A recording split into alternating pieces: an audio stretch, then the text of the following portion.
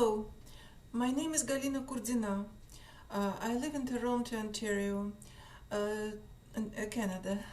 Today I would like to talk about a video of Dr. Grande, a video with name "What is a targeted individual, gang stalking or group stalking?" I would like to support testimony of Melanie Vrichen, who is a president of non-profit organization ICATOR. I am a board member of this organization. In my testimony, I will use abbreviation TI instead of targeted individual and TIs instead of targeted individuals. So I watched this video and I would like to comment on the main fabrications and lies in this video by Dr. Grande. First, in most cases, gang stalking is in fact organized by governments and their institutions like law enforcement, secret police and so on. It may be committed against oppositioners, dissidents, protesters, people with views that governments do not like. It's true. However, victims of gang stalking may be victims of classified experiments like mind control experimentation, whistleblowers, people who try to leave their country for another country, and other people. Second, it is not true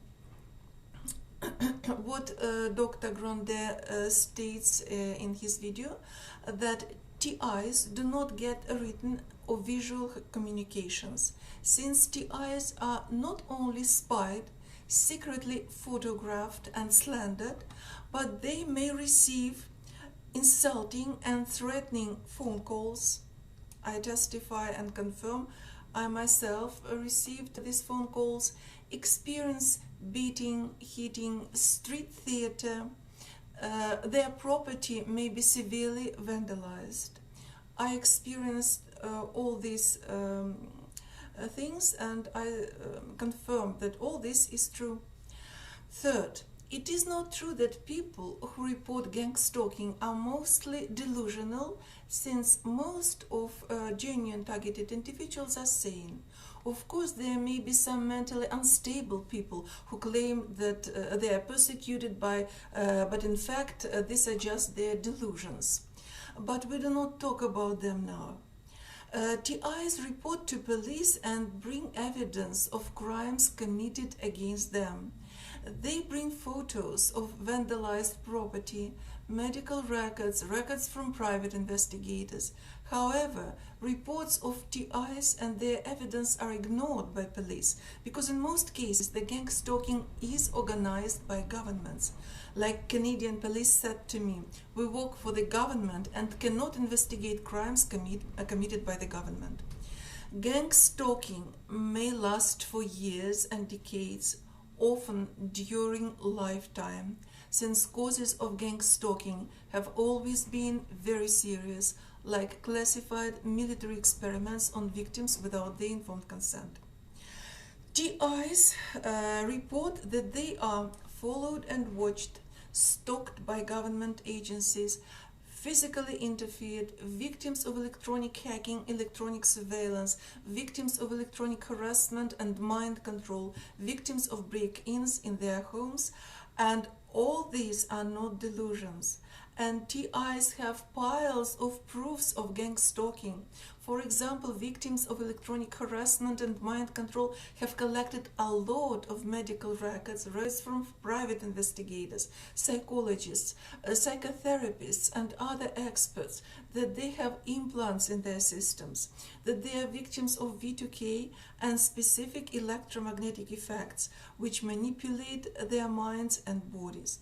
Personally, I have medical records from a toxicologist in the United States of America that I am a victim of specific electromagnetic effects and have nanomaterials in my system that I used as chips to send signals to my mind and body.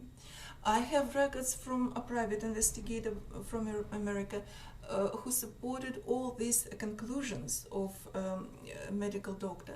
I have records from psychotherapists in America who stated that I am a sane person without any delusions or schizophrenia or whatever, psychosis, but I developed post-traumatic stress disorder as a result of psychotronic mind control attacks upon me. Furthermore, I have records report from a technician with conclusion that Galina Kurdina is a victim of brain-computer interface, artificial technology and mind control technology.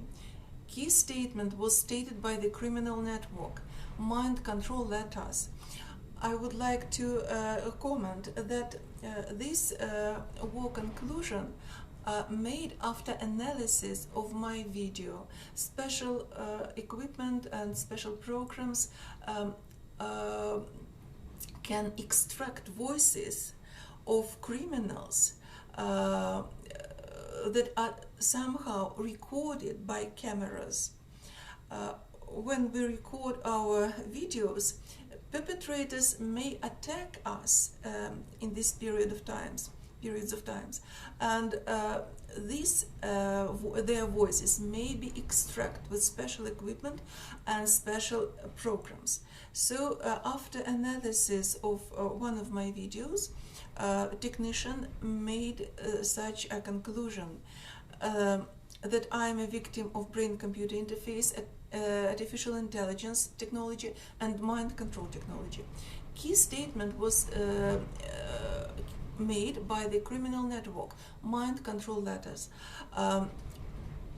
Technician also can verify that Galina Kurdina is telling the truth based on the survey that she filled out of criminal activities such as video voyeurism, stalking, cyber harassment, illegal monitoring and surveilling, torture, criminal statement, torture me, cyberbullying and stalking, social engineering and conspiracy to murder. The criminals also admitted that they were attempting to assassinate Galina Kurdina. There is audio evidence to verify that her statements are true and that she is targeted with the use of electronic equipment and military member involvement. The mind control technology is torturing Galina Kurdina. She is feeling the pain. The network is aware pain is intentional and the equipment is being used to harm Galina Kurdina. This is a crime known as torture and is the reason and the cause for her headaches and brain fog that Galina Kurdina is experiencing. I would like to stop this reading because it seems to me that this is enough. Next point. Dr. Grande claims that if targeted individuals report to police, talk to politicians, ask their doctors for help, they actually themselves stalk police, doctors and politicians. This is very unusual and I may say perverted. This is perverted logic of Dr. Grande. TIs do not approve actions of some victims like Aaron Alexis, who killed people, which in his opinion were his perpetrators. These extreme actions are not accepted in TI community. Next point. Dr. Grande claims that TIs think that the whole world is after them. It is not true, and often TIs exactly know names of their perpetrators and do not blame innocent people. Like I exactly know names of some of my perpetrators, and I even reported these names to police in Toronto. Just they ignored and neglected my reports. This is another problem. But I know names of some of my perpetrators, and of course I do not blame other innocent people for this crime. What is interesting in this video by Dr. Grande, his perverted logic. When exactly the same crimes were committed against people in former socialist countries like USSR and Eastern Germany by their secret police agencies, they were immediately admitted and condemned by Western governments. However, when police governments in the USA, Canada, Europe themselves conduct policy of Zersetzung against their own citizens, reports of these crimes are proclaimed delusional. When employees of Canadian and American governments are attacked abroad, like in Cuba, China, in Russia, in Moscow, of course, American, Canadian governments immediately proclaim that Cubans, Russians, Chinese are very bad. But when they themselves, Canadian, American governments, commit the same and even more heinous, more horrible, more horrific crimes against their own citizens in their own countries, they proclaim themselves advanced democracies. TIs who dare to report gang stalking are labeled delusional, paranoid, psychotic schizophrenics in Canada, America, and other countries.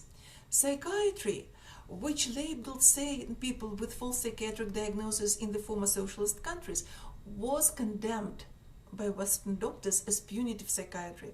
However, nowadays, when American or Canadian psychiatrists like Dr. Todd Grande label sane TIs with false psychiatric diagnoses without even seeing them, talking to them, just indiscriminately and in absentia, everything is okay.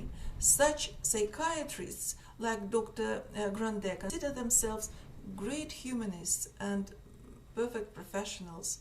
Very nice and convenient position of Dr. Grande.